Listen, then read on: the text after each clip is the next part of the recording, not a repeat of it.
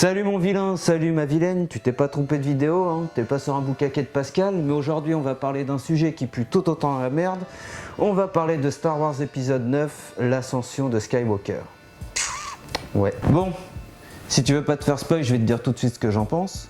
Comme ça, t'arrêtes la vidéo, tu vas voir le film, ce que je te conseille pas forcément. Et puis après, bah, tu peux revenir ici parce qu'on va parler de trucs intéressants, on va pas parler que de Star Wars 9. Bah non, on va parler aussi de la trilogie dans son entièreté. Et puis on va parler aussi des trilogies de Lucas parce que c'est la continuité, donc on est obligé aussi de parler des anciens films. Alors, qu'est-ce que je pense de Star Wars épisode 9 ? Bah, en deux mots, une purge. Il n'y a rien à sauver dans ce film. Bon, déjà, j'y suis allé en traînant un peu des pieds, je me suis dit... Allez, vas-y pour YouTube, pour la science, vas-y en éclaireur. Hein, pour sauver tous les mecs qui vont se faire enculer 8 balles. Et encore 8 balles. Si t'arrives à la séance du matin, mon pote, parce que sinon, va le voir en 3D. Ah, tu auras encore bien mal au cul. Je me suis pas senti concerné par l'héroïne, parce que c'est quoi ce charisme ? C'est quoi ces gueules de personnages qui ressemblent à des personnages de séries sur le campus, quoi. Alors tu passes de putain d'acteurs contre trop de charisme, à une nana qui pourrait faire pom-pom girl, et puis à un gars qui ressemble à un entraîneur de foot. Donc, pas de charisme dans les acteurs. Le scénario. Oui, parlons-en du scénario, parce que c'est quand même le truc le plus important. Mais le scénario, c'est que des raccourcis scénaristiques. C'est que des trucs qui n'ont aucun sens les uns avec les autres. Il est blindé d'incohérences. Tout simplement, ça chie sur tous les anciens films. Les dialogues, ils sont creux. Ça ressemble à rien. Tu te reconnais dans personne. C'est mal filmé. C'est pas une vraie conclusion à la trilogie. Et à part un gamin de 8 ans, franchement, je vois pas qui ça peut intéresser ce genre de film. À part, ouais, un gosse qui a découvert ça avec le 7 et qui a pas vu tous les autres avant. Je veux pas croire qu'un vrai fan de Star Wars il puisse dire putain, mais l'épisode 8, comment j'ai kiffé, c'était oh là là, je vais les revoir demain. Non, faut arrêter de se foutre de ma gueule. Bon, maintenant on va pouvoir passer aux choses sérieuses. On va parler de qu'est-ce que Star Wars ? C'est quoi Star Wars ? Pourquoi ça fonctionne ? Pourquoi c'est un bon divertissement à défaut d'être du grand cinéma ? Donc Star Wars, c'est quoi ?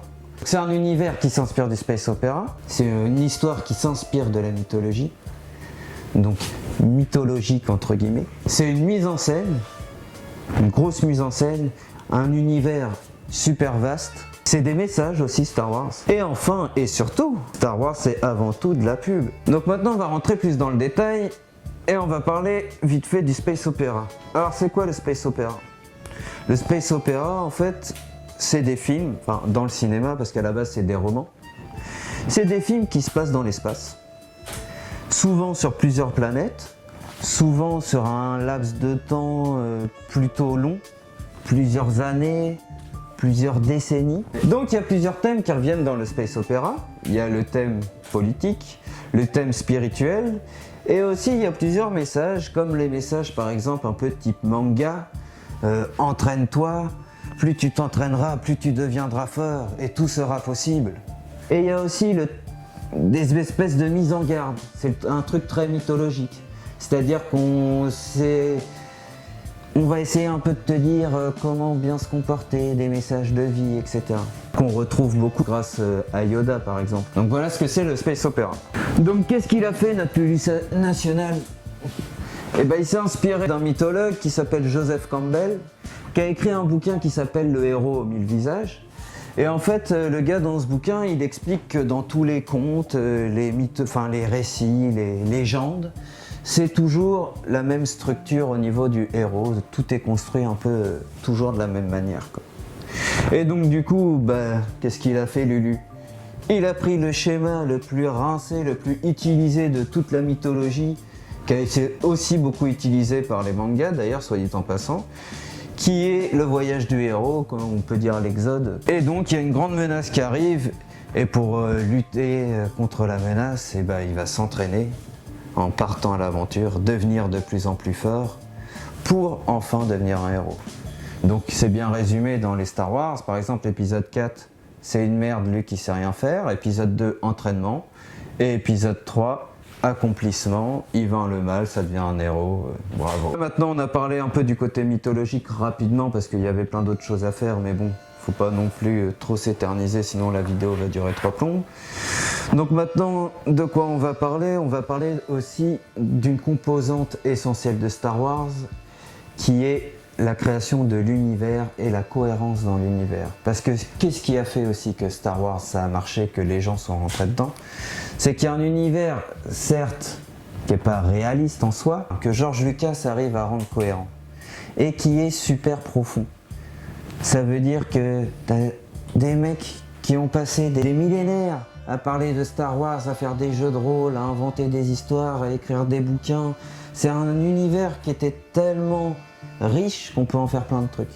Et c'est ça qui est génial dans Star Wars, enfin, qui était génial avant, on en reparlera plus tard, mais maintenant ça laisse beaucoup moins de place à l'imagination. Et la mise en scène aussi, très important, comment George Lucas arrivait à nous faire rêver, à nous faire voyager.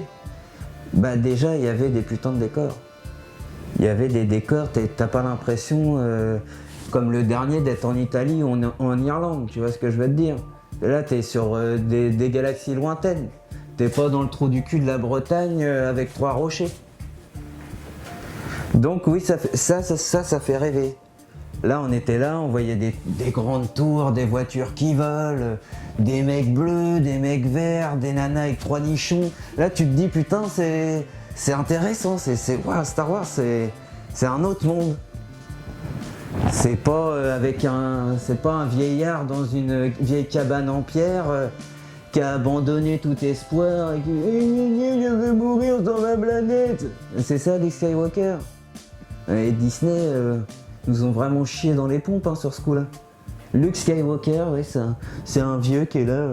Je veux plus me battre, j'ai envie de crever ici. Et t'as besoin d'être sur cette putain de planète pour crever? Hein? Un coup de sable dans le cul et puis c'est réglé l'histoire. Hein. Il y a des messages dans Star Wars. Bon, c'est pas du Shakespeare, on est d'accord. C'est pas de la grande philosophie, ça reste un film pour gosses à la base, hein, Star Wars, qu'on le veuille ou non. C'est quand même un film pour les gamins qui s'est vendu aussi avec ses jouets, ça on va voir après. Il y a des messages spirituels. Tu deviens plus fort comment dans Star Wars? Tu deviens plus fort en t'élevant spirituellement, en cultivant ton esprit, en élevant ton âme. Tu vois, pas d'un coup comme dans l'épisode 9, hein, comme ça en te réveillant t'as pris ton café, t'as lâché ton petit prout et puis d'un coup tac tu peux faire une poussée de force. Non, c'est un peu spirituel, tu vois, c'est un truc, c'est la religion en fait, c'est une religion dans le monde de Star Wars. Tu peux te dire que c'est un putain de moine en fait, un Jedi. Un moine qui se bat, bon d'accord, un moine qui se bat, on est d'accord, c'est un peu chelou, mais un moine. Donc la spiritualité dans Star Wars fait de toi un être supérieur, entre guillemets, te rendra meilleur, te rendra plus fort, etc. etc. Il y a des messages politiques, hein, un peu, on met les petits plats dans les grands, c'est un peu grossier, mais en gros c'est contre la dictature. Comment on arrive au totalitarisme, comment on arrive au totalitarisme en fait, parce qu'il n'y a pas non plus 36 messages politiques. En gros, c'est comment on peut enculer tout le monde pour arriver au pouvoir alors qu'on est un gros enculé qui pense qu'à sa gueule, quoi. Bah, un peu ce qui se passe aujourd'hui en fait. C'est pas très éloigné, c'est d'actualité. Et après, oui, il y a les messages de manga, hein. Le truc qui est repris dans toutes les histoires, parce qu'en fait, je parlais tout à l'heure du schéma narratif du héros, l'Exode, mais ça, tous les trucs de Gros Geek, c'est toujours la même chose. C'est ah bah vas-y, je suis une merde, je suis un orphelin, je vis chez ma grand-mère. Sangoku par exemple. Sangoku il vit chez son grand-père, là il y a Bulma qui arrive, lui il était tranquille dans son petit coin. Et en fait, il va se retrouver embarqué dans une aventure, il va retrouver des ennemis, il va y avoir des obstacles, il va devoir s'entraîner pour au final devenir un gros ouf, quoi. Et ça, c'est dans tout, le Seigneur des Anneaux, c'est ça, Star Wars, c'est ça, Harry Potter, c'est ça, tous les trucs de geek, c'est ça. C'est tout le temps le même schéma narratif. Et enfin, tu as le message aussi de mise en garde, c'est-à-dire le truc purement mythologique. Je sais pas, pour donner un exemple par exemple, C'est pas un mythe, mais un conte, c'est pareil. Ça donnait des valeurs, ça disait quoi faire. Ça essayait de donner des conseils. Et bah dans le petit chaperon rouge, on te disait va pas dans le loup du méchant loup, sinon tu vas te faire violer. Bah voilà, bah t'as des messages un peu comme ça dans Star Wars. Pas autant abusé, mais c'est le même genre de truc. Maintenant qu'on a parlé de tout ça, on va aborder le dernier point le plus important. Bah c'est la com. Donc on va parler de la com, et notamment des jouets et de tous les produits dérivés qu'ils nous sortent depuis des décennies. Parce qu'il faut savoir que le film Star Wars, le Nouvel Espoir, le 4, il est sorti en 77 il me semble, et déjà les mecs de Kenner, ils étaient déjà en train de fabriquer les jouets, je crois 6 mois avant la fin de la réalisation, même pas la sortie je crois, le film était encore en train d'être fait, que les mecs ils étaient déjà en train de fabriquer des figurines. Ça veut dire quoi ça? Bah ça veut dire que notre Lulu national est pas con, encore une fois il s'est dit je vais faire un film, je vais ramasser les recettes du cinéma, mais je vais aussi me faire de l'argent sur les jouets, parce que mes personnages ça ferait des bons jouets, et moi je fais un film aussi pour les enfants, donc on va faire une pierre deux coups, et c'est pour ça qu'il a fait un accord avec Kenner. Il leur a envoyé juste le scénario. Il n'y avait pas d'image, les mecs ils savaient quasiment rien et ils ont déjà fait des jouets. Ce qui fait que quand le film est sorti en 77, il y avait déjà plein de jouets qui inondaient le marché. Et qu'est-ce qui s'est passé? Tous les gamins ils se sont rués dessus. Donc du coup tous les gamins de 77 et qui ont vu le 5 et le 6, ils ont grandi avec les films Star Wars. Ils ont grandi avec les figurines. Qu'est-ce qui s'est passé quand le 1, 2, 3 est sorti? Eh ben ils avaient des gosses pour la plupart, où ils étaient devenus adultes, certains sont devenus collectionneurs, certains ont... Enfin bref, en tout cas, ils ont transmis leur passion. Ces mecs-là, ces anciens gamins, ils ont donné la passion à une autre génération. Et la génération du 1, 2, 3, maintenant c'est pareil. Il y en a sûrement qui ont des gosses maintenant, qui sont parents, et donc du coup, qu'est-ce qu'ils vont faire? Eh ben, ils vont emmener, erreur d'ailleurs, ils vont emmener voir leur gamin, ils vont emmener leur gamin voir la nouvelle trilogie. Grosse erreur, j'espère qu'ils leur ont montré les films avant, parce que putain, si tu commences avec le 7, 8, 9, c'est quoi ta vision de Star Wars? Donc voilà, en gros, c'est ce qui fait que la saga a en partie perduré dans le temps. C'est que ça a vécu de génération en génération, grâce aux films, mais aussi grâce aux jouets et à tous les produits dérivés qui sont arrivés. Donc c'est très important pour Star Wars. Bon, maintenant qu'on a dit tout ça, on va passer à la rubrique spoil. Et donc maintenant, si t'es pas encore parti, tant pis pour toi. Tu pars maintenant, sinon après moi je m'en fous, hein, c'est ton problème, je t'aurais prévenu. On va commencer par les bons points. Qu'est-ce que j'ai aimé dans Star Wars 9? Ça va être très rapide. Il y a 3 choses que j'ai aimé dans Star Wars 9. Les vaisseaux, enfin les batailles de vaisseaux, très beau, hein. Franchement là, rien à dire, c'est propre. Ça vaut quand même pas l'intro de l'épisode 3, faut pas déconner. Donc bon, c'est bien, mais ça apporte rien de mieux en fait. Mais c'est cool quand même, ça m'a fait plaisir ça. Qu'est-ce qu'il y a de bien aussi? Il y a Harrison Ford les gars. Moi rien que pour ça, je me suis dit putain, au moins j'ai vu Harrison Ford, j'ai pas tout perdu quoi. Bon, sa scène, elle pue un peu la merde, c'est vrai. Encore un truc où il va voir son fils dans son esprit pour dire, comme dans l'épisode 7 en fait, quand il le voit et qu'il dit non mais tu es du côté lumineux, tu n'es pas du côté obscur. Bah là c'est la même chose. Il va le voir et il dit t'es pas fait pour le côté obscur, rejoins-moi. Bon ça m'a fait plaisir, juste parce que j'ai vu Harrison Ford. Bon, même si tu sens qu'il est pas de toute fraîcheur maintenant, c'est quand même le personnage le plus charismatique de l'épisode 9. Hein. C'est quand même triste. C'est le mec, il a je sais pas quel âge, c'est le vieux croulant qui a plus de charisme que les mecs de 30 piges quoi.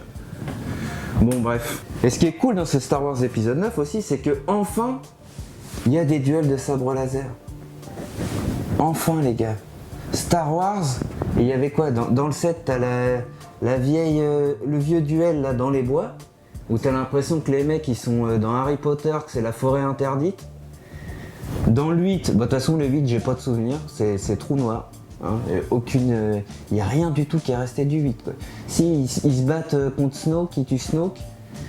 Bon voilà, je crois que c'est et encore c'est même pas un combat vraiment de sabre laser. Enfin bref. Là il y en a pour pour son argent, on va dire. Et voilà, c'est les bons points de Star Wars 9. Maintenant, on va passer à ce qui fâche un peu plus. Et là, il y en a beaucoup plus que 3. C'est-à-dire les défauts de Star Wars 9. Et on va parler d'abord des raccourcis scénaristiques. Parce qu'ils sont beaucoup.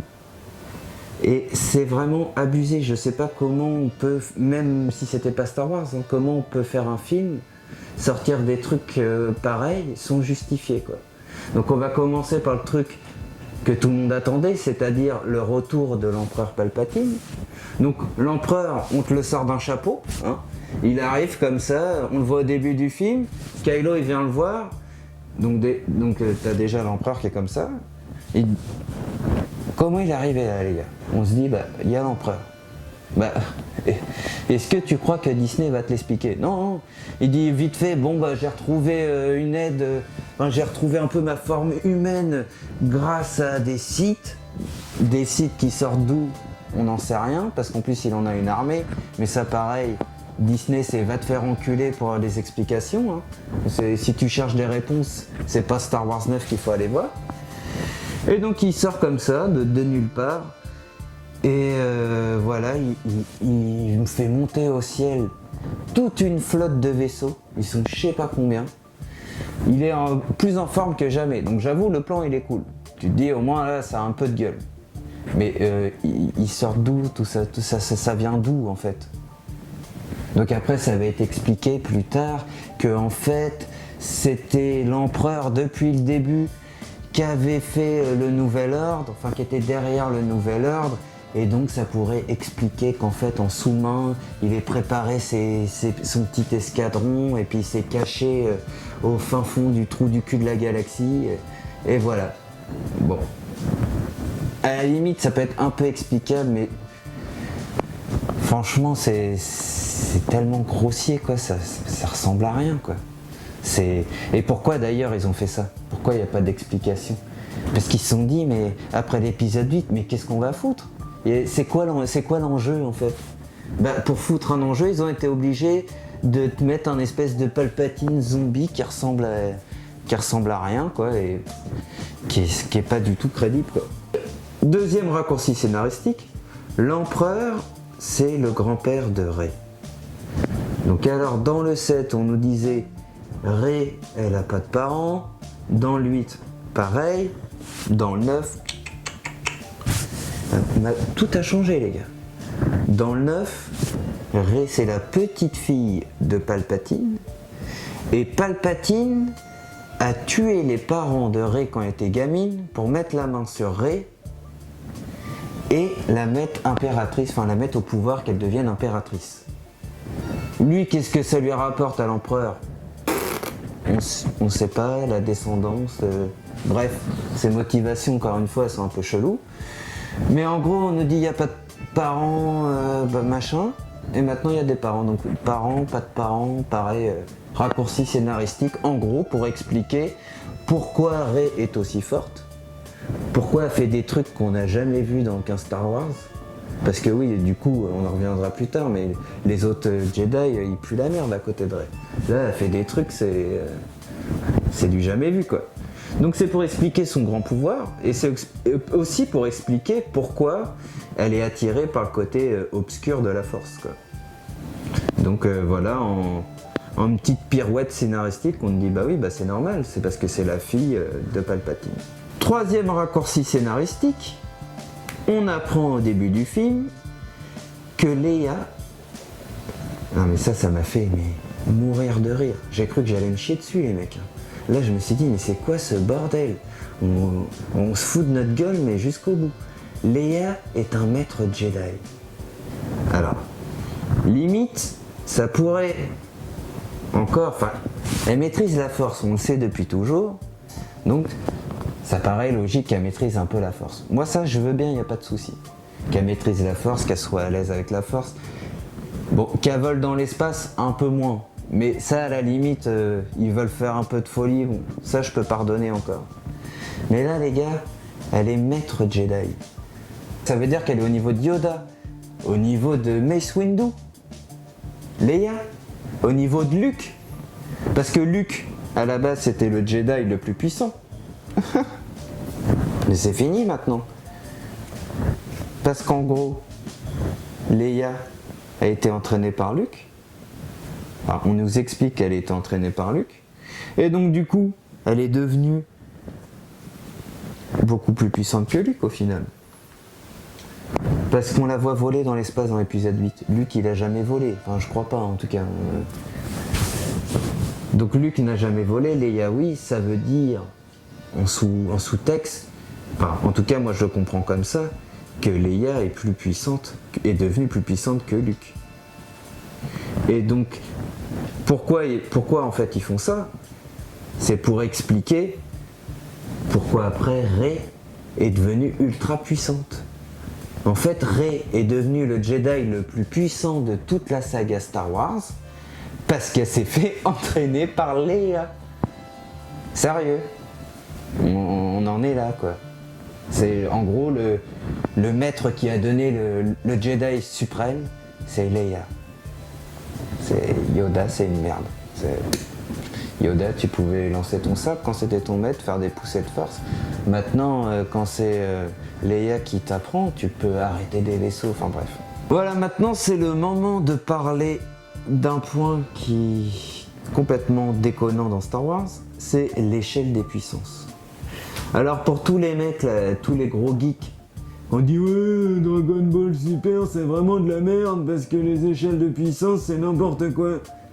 Bah allez pas voir Star Wars 9, enfin j'espère que vous ne l'avez pas vu parce que là c'est Dragon Ball Super puissance 10. C'est du grand n'importe quoi. Donc je l'ai déjà abordé un peu avant, mais là en gros on va tout reprendre en résumant. Donc j'ai dit juste avant, Leia vole. Donc ça fait d'elle un maître Jedi, elle est supposée être maître Jedi parce que on nous dit qu'en gros elle est allée jusqu'au bout de son entraînement. Donc elle est maître Jedi et elle vole. Luke, on ne l'a jamais vu voler. Luke était censé, je vous rappelle quand même, être le Jedi le plus puissant de toute la galaxie. Donc maintenant ça voudrait dire que Leia, excusez-moi, est plus puissante que Luke. Palpatine, il réapparaît de nulle part, et là il est plus puissant que jamais. Palpatine c'est Broly les gars, je sais pas, c'est Boo, c'est le méchant ultime. Le mec, tu le voyais avant, il faisait des petits éclairs comme ça, non là c'est fini. Il y a la guerre au-dessus de lui, il y a plein de vaisseaux, il fait un éclair dans le ciel, ça détruit tous les vaisseaux les mecs. Du jamais vu dans la force. C'est la force façon jeu vidéo quoi. Donc là c'est même plus, il y a plus de cohérence en fait. Il y a plus que de... Je sais pas, avant les Jedi, oui ils avaient des pouvoirs mais c'était pas des super héros quoi. C'était pas des pouvoirs immensément grands. Enfin si, mais pas des trucs démesurés en mode... parce que oui, là c'est en mode Dragon Ball Z, c'était pas des pouvoirs en mode Dragon Ball Z, et puis tu les avais pas en ressortant comme ça de nulle part, d'un coup t'as des gros pouvoirs. Ou comme l'autre qui du jour au lendemain elle va courir 2 minutes dans la forêt, elle se fait entraîner par Leia et puis ça devient le Jedi le plus fort.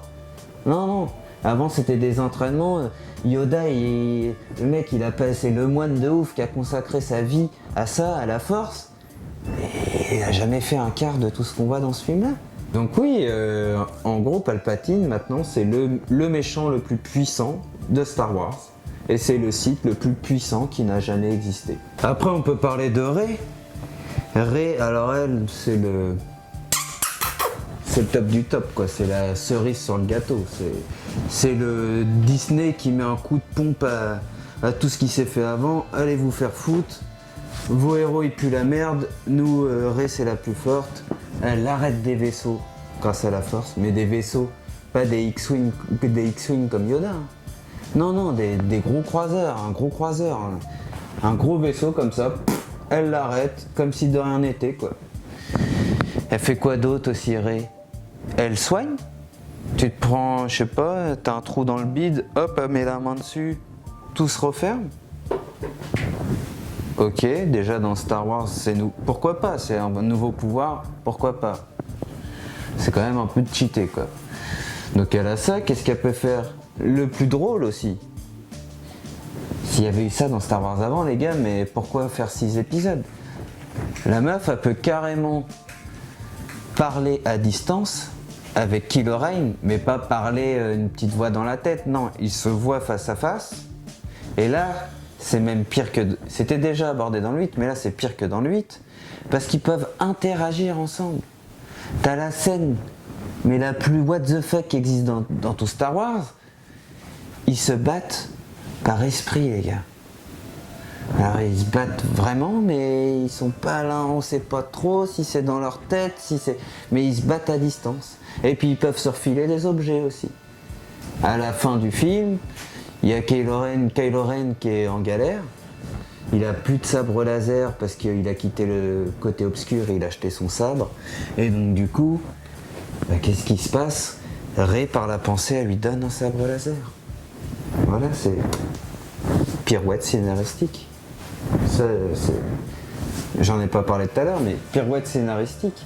Et gros problème pour les niveaux, quoi. Enfin, pour le... C'est quoi cette puissance, quoi? Qui faisait ça dans Star Wars avant? Parce que vous imaginez, du coup, si dans le 4, 5 et 6, Dark Vador ou l'Empereur, ils pouvaient niquer les gens par la pensée. Pourquoi faire une trilogie, en fait? Oh tiens, t'es sur la planète de Yoda, boum, je te tue direct en fait, je suis beaucoup plus puissant que toi, Luke, je peux te voir par l'esprit et puis je peux te buter. Ça n'a aucun sens quoi, enfin, t'aurais rien pu faire, mais là, ça paraît normal quoi, c'est... Voilà, on fait ce qu'on veut, on n'est pas ensemble, mais on peut se battre, on peut se donner des trucs, bref. Donc Kylo Ren, c'est un peu pareil. Le gars, il peut voir, du coup, comme on a dit avant, il peut voir Rey à distance, il peut interagir avec elle, et à la fin du film, carrément, il a le pouvoir de guérison de Rey.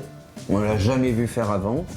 Et le mec, il s'est pris une baigne de l'empereur, il revient, voilà, j'ai gagné un pouvoir, c'est super. C'est comme ça que ça se passe hein, dans le Star Wars 9. De toute façon, les mecs, c'est des super-héros, c'est...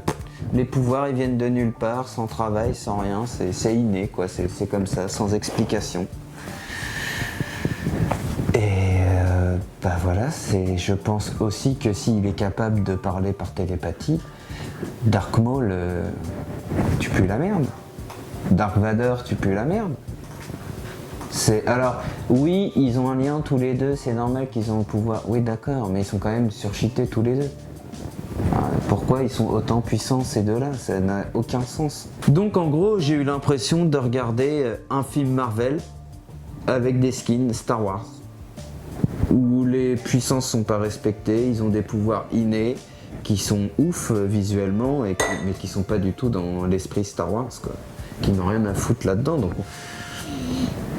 c'est quand même bizarre que quand Disney reprend Star Wars, on a des trucs comme ça invraisemblables, des pouvoirs dans tous les sens, des trucs inexpliqués. Bon, on va passer aux acteurs en général et au dialogue. Alors pour les acteurs, depuis le 7, ils ont toujours pas de charisme, hein. C'était le cas dans le 7, c'est toujours le cas maintenant. Ils sont super plats, on s'emmerde, et déjà, à aucun moment, j'arrive à croire que Rey, elle est super puissante, que c'est la Jedi, parce qu'elle est la plus puissante.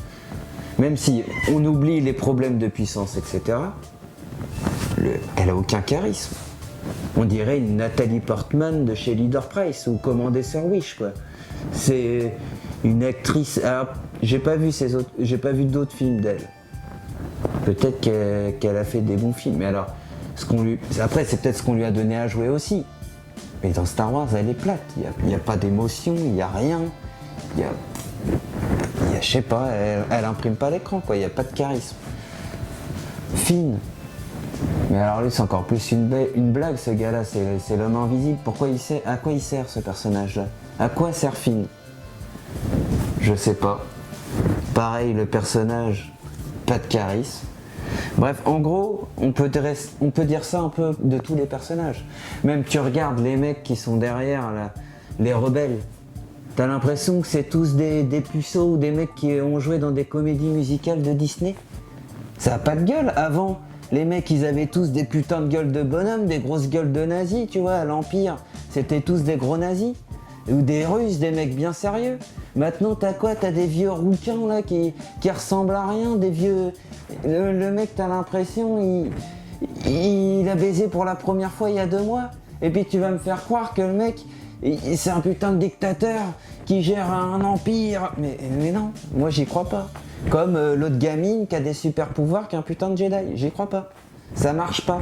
Tout est trop net, les personnages sont trop propres, ils ont pas de gueule. Et donc maintenant on va en venir au dialogue. C'est quoi ces dialogues? Alors, dans les anciennes trilogies, c'est pareil, c'était pas des grands dialogues, c'est comme les messages qu'il y a dans les films, c'est pas des grands messages. Mais c'est déjà les personnages, ils ont du charisme dans les anciens. Tu t'attaches à eux.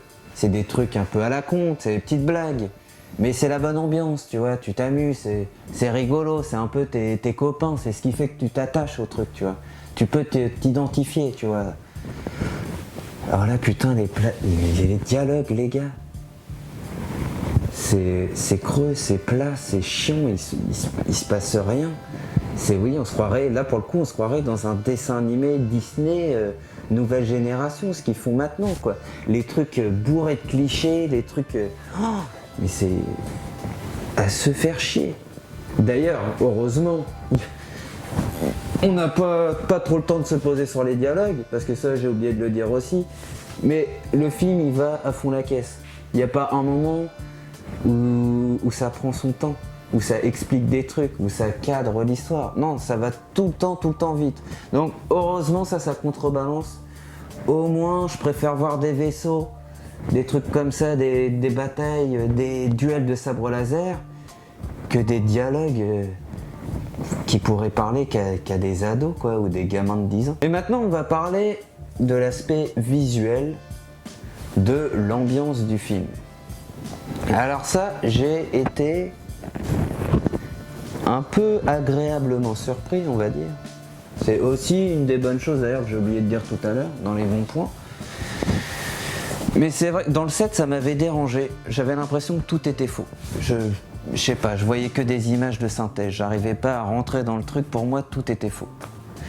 Dans le 8, bon, c'est que dans des vaisseaux, donc c'est pas fou, c'est pas le truc qui te fait rêver. C'est quasiment, ça se passe tout le temps dans l'espace ou dans des vaisseaux.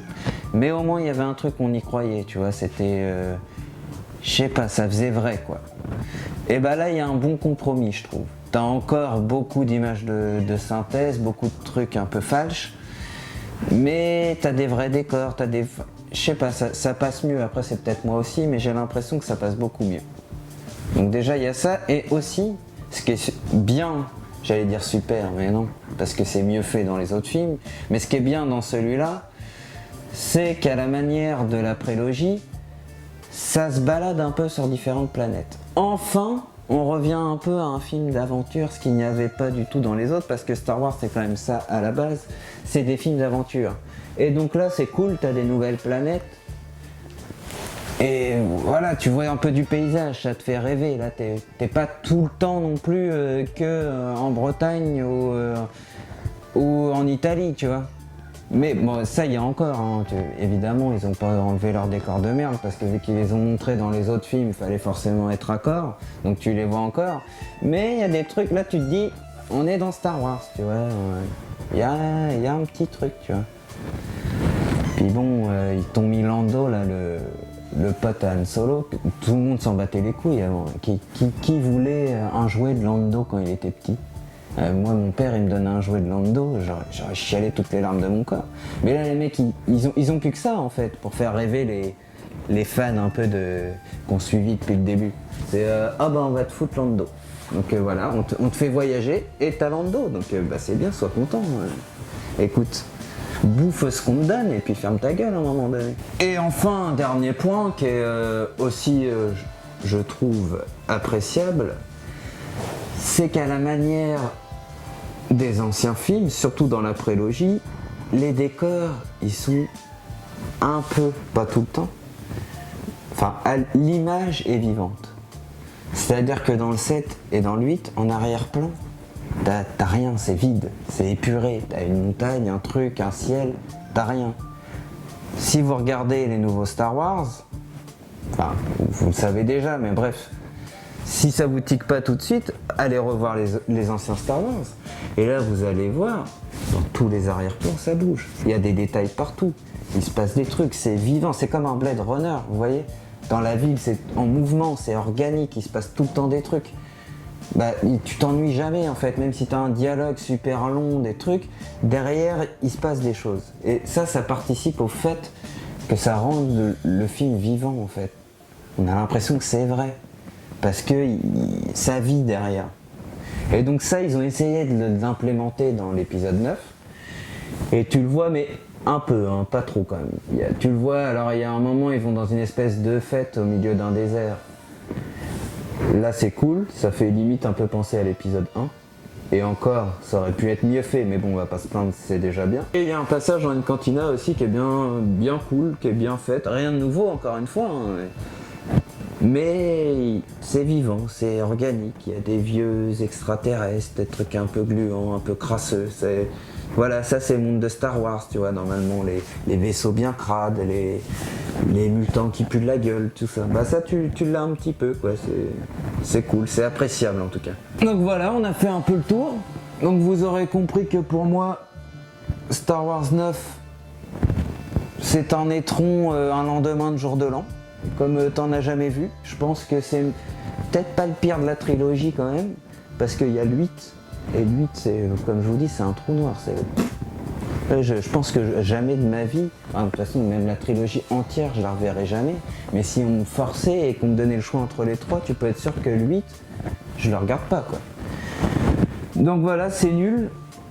Mais vraiment, je n'attends plus rien de Star Wars maintenant. Je ne veux plus en fait. Je sais même pas pourquoi on a fait cette trilogie-là, parce qu'à part niquer Star Wars, c'est tout ce que ça fait. Et moi, je pense que ça suffisait Enfin, l'œuvre se suffisait à elle-même, qu'il n'y avait rien besoin de faire en plus. Donc je crois aussi que Disney a compris ça, parce que j'ai vu qu'ils allaient refaire un film que dans 3 ans. Donc ils ont enfin compris que aussi ce qui fait Star Wars, c'est que les films sortent rarement, donc il y a une qualité un peu de précieux. Voilà. Quand tu sors un film tout le temps, bah après ça devient un Marvel, tu t'en fous. Il n'y a plus rien de magique parce que c'est habituel. Donc j'espère qu'ils vont laisser un peu la licence. Et moi carrément, si c'était ici avec moi, j'arrêterais, j'aurais même pas fait cette trilogie là, faut laisser Star Wars tranquille quoi. Donc voilà, maintenant avant de vous laisser, je vais vous donner une petite liste de films de space opéra. Enfin, il y en a qui ont un peu le cul entre deux chaises, mais en général c'est du space opéra. Les films qui la composent sont 10 fois plus intéressants à regarder que la merde dont je viens de parler. Et donc comme film, je vous propose de regarder La Planète Interdite, qui est un film de 1956. Qui d'ailleurs a énormément inspiré George Lucas. Il suffit de voir le générique. Au début, c'est une typo jaune, le même jaune que Star Wars, sur un fond étoilé. Donc tu vois le truc. C'était pas encore défilant, mais c'était un peu mis en perspective. On voit tout de suite la référence. Dedans, t'as des robots un robot qui parle je sais pas combien de langues, etc., etc. Je vous laisse découvrir, mais en gros, Lucas s'est largement inspiré de ce film-là, et d'ailleurs pas que Lucas, parce que je crois que c'est le premier film de science-fiction qui est sorti en couleur et en cinémascope, et qui après a inspiré plein de réalisateurs de science-fiction, c'est-à-dire pareil Star Trek, Star Wars, tous ces trucs-là, ça n'aurait sans doute pas existé sans ce film, ou au moins ça aurait pas eu la même gueule, quoi, parce que ça a installé l'univers, tout ça. Donc en deuxième film, vous pouvez regarder aussi Les Maîtres du Temps. Ça, c'est un dessin animé français qui date des années 80, qui a été dessiné par Moebius. Ce dessin animé-là, j'ai pas trop envie de vous en parler parce que je pense que ça se découvre par soi-même. L'univers est assez dingue, les dessins tuent, la bande-son est super efficace. Bref, allez voir. En troisième film, je vous conseille Solaris de Tarkovsky. Donc c'est un film des années 70, il me semble 72. Bon bah ça clairement c'est un chef-d'œuvre. Si t'aimes la science-fiction, que t'as pas vu Solaris, bah tu peux y aller. Après, je recommanderais pas à tout le monde quand même. C'est un film, faut rentrer dedans, ça peut être compliqué de rentrer dedans. Mais une fois que t'es rentré dedans, c'est le genre de film qui te hante. T'as des images qui te hantent. C'est vachement poétique. Enfin bref, tu peux revoir le film plein de fois, t'auras plein de relectures différentes. Tu peux y aller quoi. Ensuite, on va parler des 2 derniers films. Donc deux films de Verhoeven. Le premier, mon film préféré avec Schwarzenegger, et mon film préféré de Verhoeven, Total Recall. Je vais pas vous faire un résumé ou trop vous en parler. Je le cite, mais je pense que la plupart d'entre vous, vous l'avez vu. Mais bon, pour moi, il devait faire partie de cette liste-là. Parce que dans la science-fiction, je trouve que c'est un très grand film. Et le deuxième film, c'est Starship Trooper. Pareil, de Verhoeven. Pareil, que dire, c'est un film, là pour le coup c'est space opéra à fond, tu peux pas faire plus space opéra. Ça se passe sur plusieurs planètes, ça se passe sur un laps de temps long, parce qu'en fait c'est une fresque, tu vois des ados qui grandissent, qui s'inscrivent à l'armée pour se battre contre des espèces d'araignées géantes, quoi. Donc le scénario, de base tu te dis ouais c'est un peu bizarre. Même au début tu lances le film, tu te dis putain c'est un peu de la série B, tu vois l'affiche, tout ça, tu te dis oula c'est quoi ce film? Et en fait non, c'est profond, il y a des gros messages, c'est jouissif aussi, voilà, faut foncer. Bon voilà, c'est tout pour moi, je vous donne rendez-vous bientôt pour une nouvelle vilaine critique, et voilà, des bisous.